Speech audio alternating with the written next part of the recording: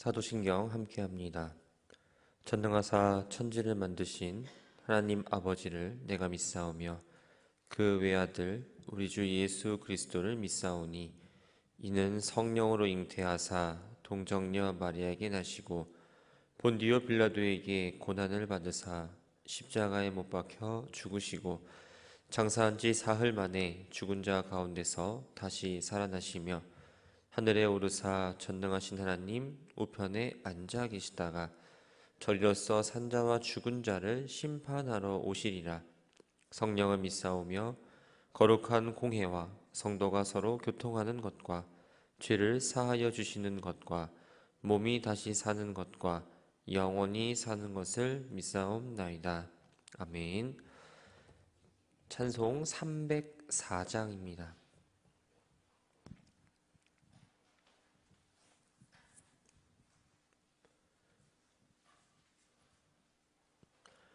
찬송 304장 찬양합니다.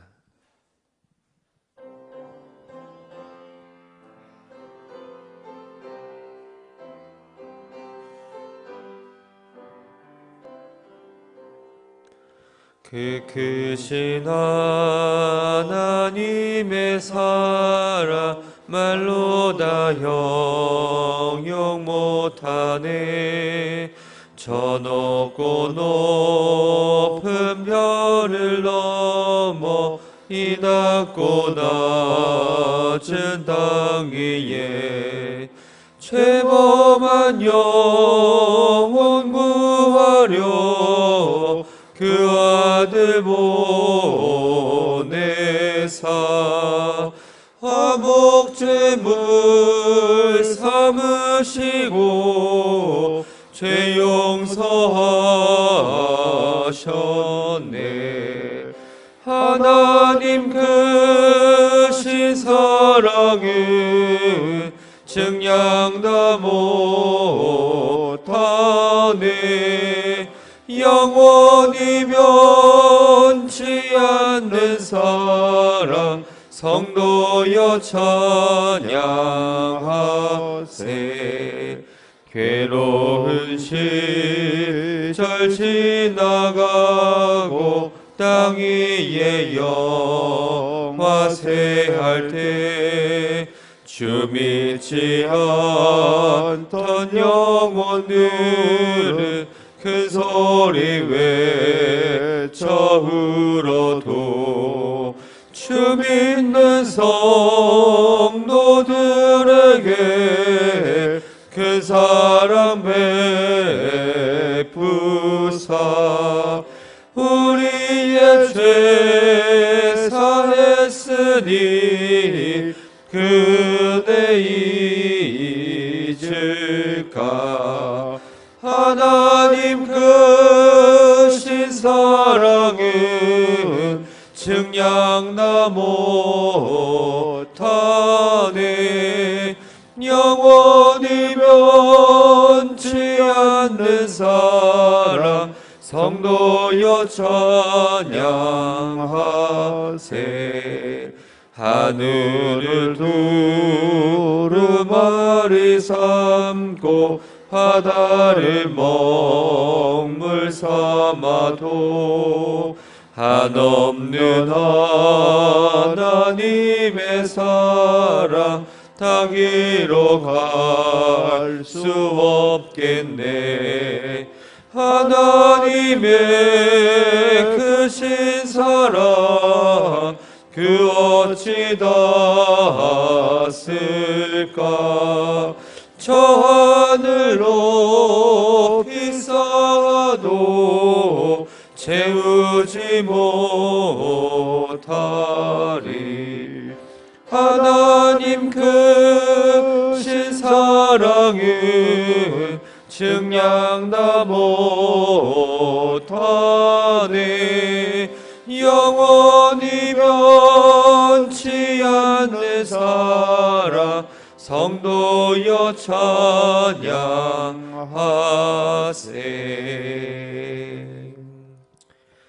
구약성경 역대상 제6장 1절부터 48절까지의 말씀입니다.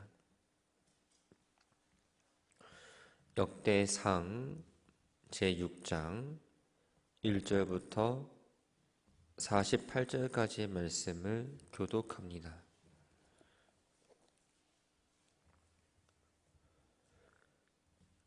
레위의 아들들은 게르손과 그핫과 무라리요.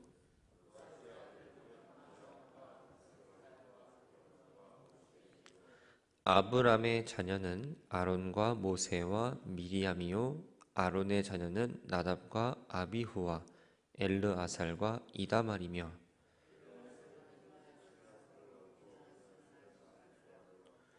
아비수아는 붓기를 낳고 붓기는 우시를 낳고 무라յ옷은 아마랴를 낳고 아마랴는 아히둡을 낳고 아히마아스는 아사랴를 낳고 아사랴는 요하단을 낳고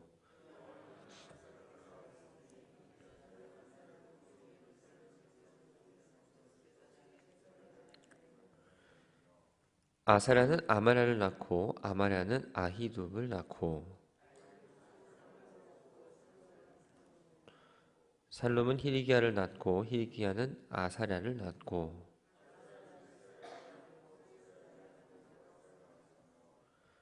여호와께서 느부갓네살의 손으로 유다와 예루살렘 백성을 옮기실 때에 여호사닥도 가니라.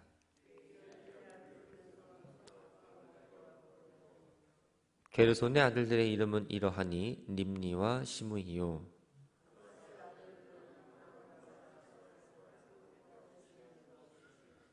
무라리의 아들들은 말리와 무시라. 그 조상에 따라 레위의 종족은 이러하니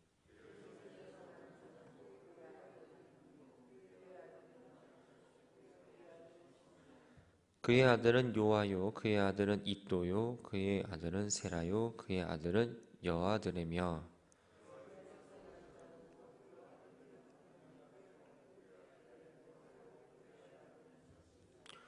그의 아들은 엘가나요, 그의 아들은 에비아삽이요, 그의 아들은 아신이요.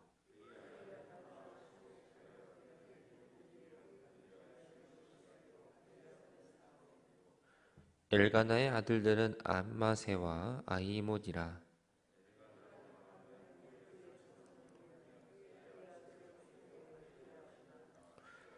그의 아들은 엘리압이요, 그의 아들은 여호함이요, 그의 아들은 엘가나라.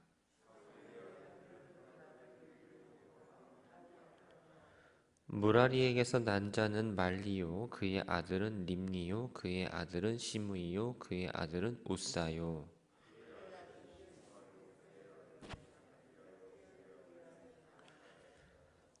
언약궤가 평안을 얻을 때에 다윗이 여호와의 성전에서 찬송하는 직분을 맡긴 자들은 아래와 같았더라.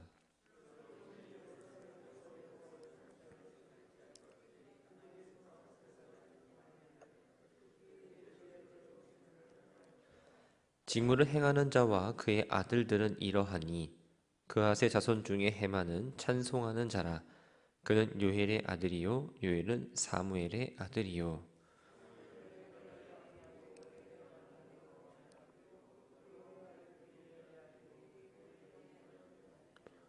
도아는 숲의 아들이요 숲은 엘가나의 아들이요 엘가나는 마핫의 아들이요 마핫은 아마세의 아들이요.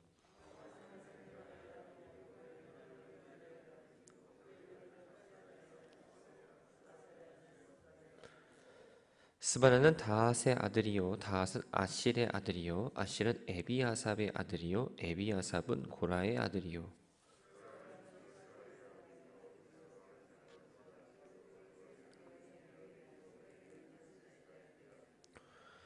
헤만의 형제 아삽은 헤만의 오른쪽에서 직무를 행하였으니 그는 베레기야의 아들이요 베레기야는 시므아의 아들이요.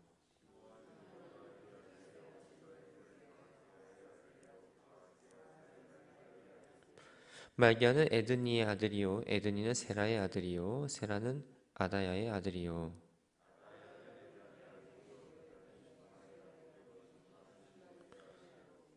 시므이는 야핫의 아들이요 야핫은 게르손의 아들이요 게르손은 레위의 아들이며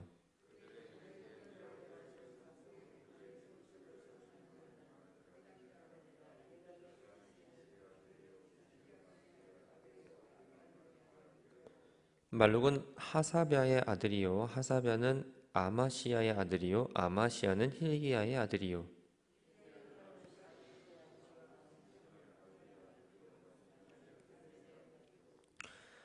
세멜은 말리의 아들이요 말리는 무시의 아들이요 무시는 무라리의 아들이요 무라리는 레위의 아들이며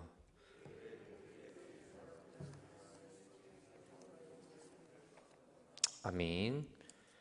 속회헌금 바울속 또 마가속 드렸습니다. 1,000번째 예물 정보묵 정태웅 김성은 김성민 김하영 박상엽 박라온 고만복 최영근 주님께 예물 드립니다. 아버지 하나님 새로운 날을 허락하시고 새벽빛을 비추어 주님 앞에 나오게 하심을 감사드립니다. 하루의 첫 시간을 주님 앞에 구별하여 나갑니다. 가보지 않은 시간 기도로 준비하며 주시는 말씀으로 다짐하며 나아가오니 오늘 한 날도 주님께서 함께하여 주옵소서. 교회의 모습이 변화하고 있습니다. 눈으로 보이는 외적인 변화뿐만 아니라 성도로 살아가는 우리의 삶의 모습도 변화되기를 소망합니다. 사람의 힘으로는 할 수 없습니다. 주님께서 만져주시고 하나님 보시기에 좋은 교회와 성도 되게 하옵소서. 주님 앞에 예물을 올려드립니다. 주님의 것임을 고백하며 또 구별하여 주님께 드리오니 드리는 마음을 받아주시고 손길 위에 함께하여 주옵소서. 예물 속에 함께 담긴 기도의 제목들도 들어주시고 간절한 마음을 담아 주님 기도하오니 주님 응답하여 주옵소서. 예수님의 이름으로 기도합니다. 아멘. 오늘 본문은 레위 가문에 대해서 이야기를 하고 있습니다. 레아가 낳은 야곱의 셋째 아들 이 레위는 둘째 형 시므이와 함께 친누이 디나를 겁탈했던 세겜족을 잔인하게 학살을 합니다. 그러면서 야곱이 죽기 전에 레위가 저주를 받고 이스라엘 중에 흩으리라는 유언을 남기죠. 레위의 후손들은 출애굽 이후에 이스라엘 백성이 시내 광야에서 금송아지를 만들어 섬겼을 때에 모세의 편에 서서 충성하는 모습을 보입니다. 이 모습을 보고 하나님께서 그들을 축복하십니다. 야곱의 예언대로 이스라엘 중에 흩어져 살기는 했지만 하나님의 특별한 소유가 되어서 그 흩어진 그곳에서 하나님을 섬기는 일을 감당하며 살았습니다. 1절 말씀을 보면 레위의 세 명의 아들인 게르손과 그핫과 무라리를 소개합니다. 근데 뒤이어서 2절부터 15절까지에 나오는 사람들의 이름을 보면 레위의 장자인 게르손의 자손들이 아니라 둘째 고핫의 자손의 이름들이 나열되어 있음을 알게 됩니다. 장자의 족보가 아니라 둘째 그핫의 족보가 등장하게 된 이유는 이스라엘 종교 제도에서 중요한 역할을 감당했던 이 제사장의 가문이었기 때문입니다. 그핫에게는 4명의 아들이 있었습니다. 아므람과 이스할과 헤브론과 우시엘입니다. 여기서 우리가 눈으로 봐야 될 건 바로 아므람의 족보입니다. 이 아므람의 맞이 아론은 모세와 함께 이스라엘 백성들을 출애굽할 때에 큰 역할을 감당했던 사람입니다. 그러면서 하나님께서 초대 대제사장으로 삼아 주셨습니다. 그 이후의 역사를 좀 살펴보면 아론의 직계가 이 대제사장의 직무를 이어가는 데 있어서 율법에 어떤 흠이 없다면 그의 장자들이 계속 대를 이어서 대제사장의 역할을 감당했던 걸 알 수 있지요. 아론에게는 나답과 아비후와 또 엘르아살과 이다말이라는 4명의 아들이 있었습니다. 근데 이 나답과 아비후가 하나님께서 명하신 불 이외에 다른 불로 이 분향을 함으로써 하나님 명령을 어겼습니다. 결국 그들의 결과는 죽음입니다. 그리고 나서 결론적으로 엘르아살이 아버지 아론의 그 대제사장직을 이어가게 됩니다. 엘르아살의 아들 이 비느하스는 출애굽 이후에 이스라엘 백성들이 모압 여인들과 음행을 하고 또한 바알보를 섬기기 시작했습니다. 그래서 그 형벌로 인해서 이 진영 정체에 연병이 돕니다. 그때 이스라엘 남자와 미디안 여인이 동침하는 걸 보고 두 사람을 창으로 찔러 죽입니다. 그때 하나님의 진노가 그쳤고 하나님께서는 영원한 제사장직을 주는 언약을 얻게 됩니다. 많은 인물들 가운데 우리가 8절 말씀에 나오는 사독을 함께 보고자 합니다. 이 사독은 다윗 시대의 아비아달과 함께 제사장의 위치에 있던 사람입니다. 사독은 기브온의 제사장으로, 또한 아비아달은 예루살렘의 제사장으로 있었습니다. 사독은 사울이 죽고 다윗이 왕이 올랐을 때부터 헌신적으로 도왔던 사람입니다. 이러한 충성은 이 압살롬이 반역을 일으키고 또한 다윗 생명이 위태롭게 되었을 때에도 불구하고 아들 아히마아스와 함께 다윗을 잘 섬겼습니다. 이때까지는 아비아달도 다윗과 함께합니다. 그런데 다윗이 죽게 되고 이 사독은 솔로몬의 즉위를 도왔고 또한 아비아달은 솔로몬의 왕위를 뺏고자 했던 이 아도니아의 진영에 들어가면서 둘의 운명이 바뀌게 됩니다. 결국 솔로몬이 왕이 되면서 아비아달은 제사장의 직분을 박탈을 당하고 자연스럽게 엘르아살 계열로 제사장직이 하나로 모아지게 됩니다. 9절과 10절을 보면 아사랴라는 인물이 나옵니다.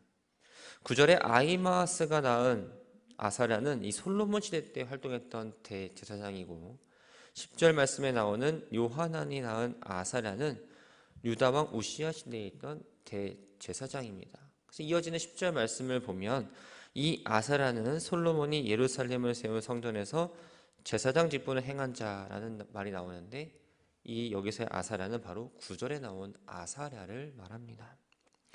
이스라엘 백성들이 광야 생활을 할 때에는 성막이 이스라엘 백성들의 어떠한 예배와 생활의 중심지였습니다. 그러나 가나안 땅에 들어와서 성전을 짓고 그때 제사장 아사랴가 이 직무를 감당할 때에는 이 예루살렘 성전이 이스라엘 백성들의 종교와 어떠한 생활의 중심지가 됩니다. 7절과 8절에 보면 아마랴가 누굴 낳고 아히도비 뭘 낳고 사독이 누굴 낳는다는 순서대로 나옵니다. 근데 이 반복된 말이 다시 11절과 12절에 동일하게 나오는데 후대 역사를 보면 이들은 그냥 동명이인이었음을 우리가 알게 됩니다.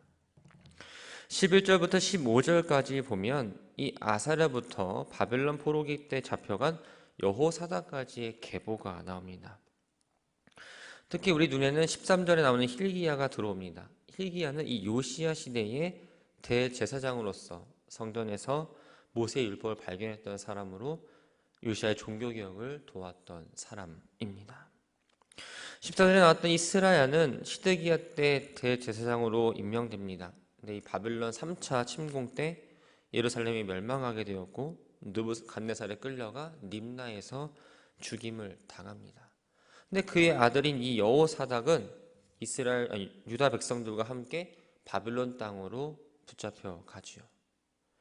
대제사장 여호수아의 아버지로서 이 여호수아는 포로기한 이후에 유다의 유명한 대제사장의 역할을 감당하게 됩니다. 4절부터 15절까지의 말씀을 쭉 보면 이 엘르아살부터 여호사닥까지 22대가 이어서 대제사장직을 수행했음을 우리가 알 수 있습니다. 16절부터 30절까지의 말씀은 레이의 3명의 아들이 3대 분파로 나뉘어 소개합니다. 20절과 21절을 보면 레이의 장자인 게르손의 아들 림니로부터 여아들에까지 7대 후손의 이름이 나옵니다.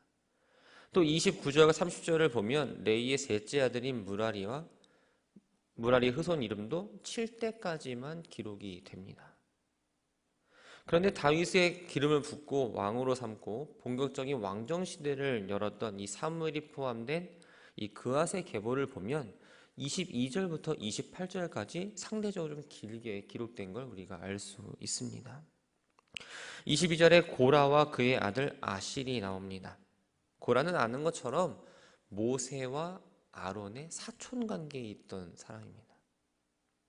그런데 민수기 16장을 보면 이 고라가 다른 이스라엘의 힘 있는 자와 함께 공모해서 모세와 아론에게 반역을 저지르죠. 결국 자신은 물론 그 자신의 가족과 그에게 속한 모든 자들이 산채로 땅속에 빠져 죽는 결과를 맞이합니다. 그러나 성경 말씀을 보면 고라의 아들들은 죽지 않았다라고 기록합니다. 뒤에 33절부터 38절까지 보면 사무엘뿐만 아니라 성전에서 찬송을 했던 이 헤만도 그 역사를 올라가 보면 고라의 아들인 이 아실의 자손임을 우리가 알 수 있습니다. 모세와 아론에게 대적했던 아버지와는 달리 이 아실은 그 죄에 가담하지 않았기 때문에 하나님께서 아실을 살려주셨고, 그의 후손들은 오히려 하나님께서 세우시고 그의 맡은 일들을 할 수 있도록 은혜를 베풀어 주셨습니다. 28절에 보면 사무엘의 아들 요엘과 아비야라는 사람이 나옵니다. 사무엘의 뒤를 이어서 사사가 되었을 때 이들은 뇌물을 받고 판결을 왜곡하는 등의 부정한 행위를 저지르게 됩니다. 사무엘은 재물에 대해서 아주 투명하고 깨끗했지만 이 두 아들은 재물에 대한 욕심이 많았던 사람입니다. 그로 인해 사사 직분도 박탈이 당하게 되었고, 아버지의 이름을 좀 욕되게 했을 뿐만 아니라 이스라엘 백성들로 하여금 이방 나라처럼 왕을 요구하게 되는 이 빌미를 만든 사람이 바로 이 두 사람입니다. 31절부터 47절까지의 말씀은 이 레위인 찬양단의 책임자였던 헤만과 아삽과 에단의 족보가 나옵니다. 31절 말씀을 함께 보면 언약궤가 평안을 얻었을 때 다윗이 여호와의 성전에서 찬송하는 직분을 맡긴 자들이라고 나옵니다. 여기서 언약궤가 평안을 얻었을 때라는 말은 이 기랏 여아림을 거쳐서 오벳 에돔에 있던 이 언약궤가 드디어 다윗이 준비한 이 다윗성에 예배한 장막 안에 안치됐을 때, 그때를 말합니다. 찬송하는 직분을 맡긴 자라는 말은 이 33절부터 47절까지 나왔던 모든 레위인들을 말합니다. 다윗은 이전까지 예루살렘 밖에 있던 언약궤를 다윗성으로 옮겨오면서 동시에 새롭게 레위 지파 가운데에 성전 음악을 담당할 사람을 세웠습니다. 근데 본문을 보면 다윗이 이스라엘 왕이 오른 지 얼마 되지 않아서 이 찬양단을 구성한 것처럼 보입니다. 근데 우리가 다 아는 것처럼 다윗이 왕이 되자마자 그게 평안한 삶을 살지는 않았습니다. 이웃 나라와 계속적인 전쟁의 연속이었습니다. 근데 이스라엘의 주변 나라를 하나하나 정복하고 나서 이 나라가 안정기에 접어들자 본격적으로 찬양단을 구성하고 하나님 앞에서 찬양을 하게 됐는데, 이때는 이 다윗이 통치 말기에 있었던 일입니다.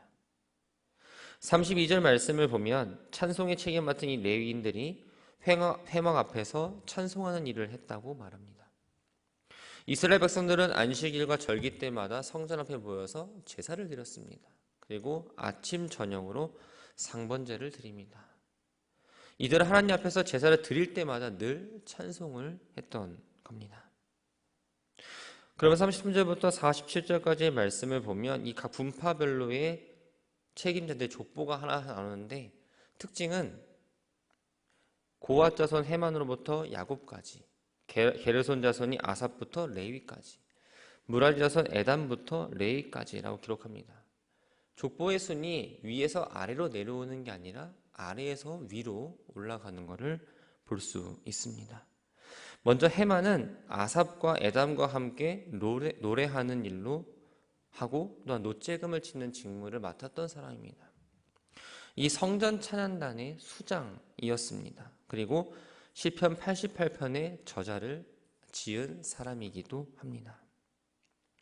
그래서 이 헤만의 아버지는 누구일까요? 이 헤만의 아버지는 이스라엘 마지막 사사였던 사무엘의 아들 이 요엘이었습니다. 근데 우리가 앞에서 봤을 때 요엘은 그게 사무엘의 뜻을 따르지 않고 살았던 사람임을 알게 되는데, 헤만 역시 이 아버지의 길을 따르지 않고 할아버지의 신앙을 본받아서 맡은 바 직무를 잘 수행합니다. 39절에서 아삽을 소개할 때에는 헤만의 오른쪽에 직무를 행했다라고 말합니다. 이 말은 헤만 다음으로 중요한 위치에 있었다를 말하는 겁니다. 다윗의 언약궤를 시온의 장막에 안전하게 모셔왔을 때 찬양제를 주도했고 많은 노래를 지었는데 그중 12편이 시편에 수록되어 있습니다. 44절에 나오는 에다는 여두둔이라고도 불리게 합니다. 이 여두둔이란 말은 찬양하는 자라는 의미를 가졌는데, 악사의 직책을 받은 이후에 그에게 붙여진 어떤 별명가드 같은 이름이 이 여두둔입니다. 레위인 찬양단은 요시야 왕 때까지 건재했고 느헤미야 때까지 계속됩니다. 48절 말씀을 함께 보면 그들의 형제 레위 사람들은 하나님의 집 장막의 모든 일을 맡았더라라고 기록합니다. 여기서 레위 사람들은 제사장이나 또한 성전에서 음악 봉사를 하는 사람들을 제외한 나머지 레위 사람들을 말합니다. 그래서 이들은 제사장과 성가대가 하는 일을 제외한 성전의 모든 일을 맡아서 감당을 했습니다. 말씀을 정리합니다. 레위 지파에 속해 레위 사람들은 모양은 다르지만 하나님을 섬기는 일에 부름받았던 사람들입니다. 우리도 마찬가지입니다. 이 공동체 안에서 모양은 다르지만 하나님을 섬기는 일에 부름을 받은 사람들입니다. 그러나 고라가 제사장의 직분을 탐내며 아론과 모세를 대적했던 것처럼 자신의 생각에 각 직분의 중요도를 저울질하기도 합니다. 남보다 나은 내가 직분을 받았다고 생각을 한다면 교만해지기도 합니다. 반대로 내가 남보다 좀 못한 직분을 받았다고 하면 낙심을 하기도 하고 시기하며 질투하기도 합니다. 사도 바울은 한 믿음, 한 성령으로 부름받아 세례받고 그리스도로 옷 입은 자들은 유대인이나 헬라인이나 자유인이나 남자나 여자나 할 것 없이 다 그리스도 안에서 하나다라고 말합니다. 그렇다면 우리는 그리스도 안에서 하나인 사람들입니다. 하나님을 섬기는 종일 뿐입니다. 각자가 직분을 받은 또 각자가 받은 은사는 사람이 준 은사와 직분이 아니라 하나님이 주신 은사와 직분입니다. 하나님이 직분을 주셨다는 건 그 직분이 무엇이든지 모두 거룩하다라는 걸 의미합니다. 목사이기 때문에 높고 성도이기 때문에 낮다가 아니라는 겁니다. 직분에는 높고 낮음의 차별이 없고 단지 역할과 하는 일이 조금 다를 뿐 하나님의 영광을 위해서 주어진 것들입니다. 바라고 소망하는 건 내가 받은 직분은 하나님이 주신 직분임을 기억하시기 바랍니다.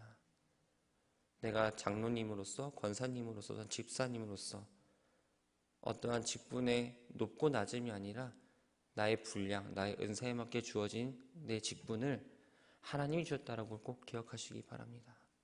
그 맡은 직분을 기억하시면서 믿음의 본을 보이며 나아가는 저와 여러분들이 되기를 주님의 이름으로 축원합니다. 참 좋으신 주님, 하나님 백성으로서 이 땅을 살아가며 주님의 공동체를 섬기는 직분을 받았습니다. 세상의 위치와 다른 하나님이 주신 직분이지만 인간의 생각으로 높고 낮음을 판단하기도 했습니다. 그래서 마음에 어려움을 입어 주어진 사명을 잘 감당하지 못할 때도 많았습니다.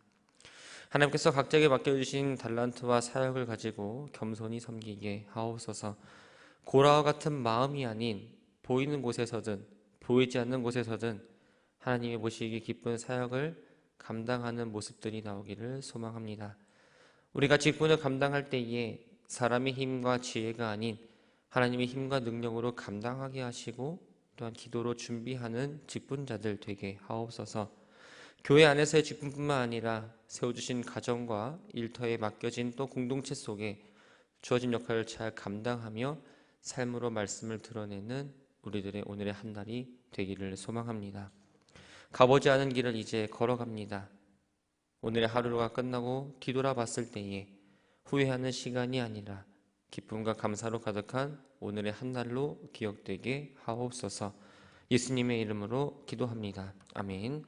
하늘에 계신 우리 아버지여, 이름이 거룩히 여김을 받으시오며 나라가 임하시오며 뜻이 하늘에서 이루어진 것 같이 땅에서도 이루어지리이다. 오늘 우리에게 일용할 양식을 주시옵고 우리가 우리에게 죄 지은 자를 사하여 준 것 같이 우리의 죄를 사하여 주시옵고 우리를 시험에 들게 하지 마시옵고 다만 악에서 구하시옵소서. 나라와 권세와 영광이 아버지께 영원히 있사옵나이다. 아멘.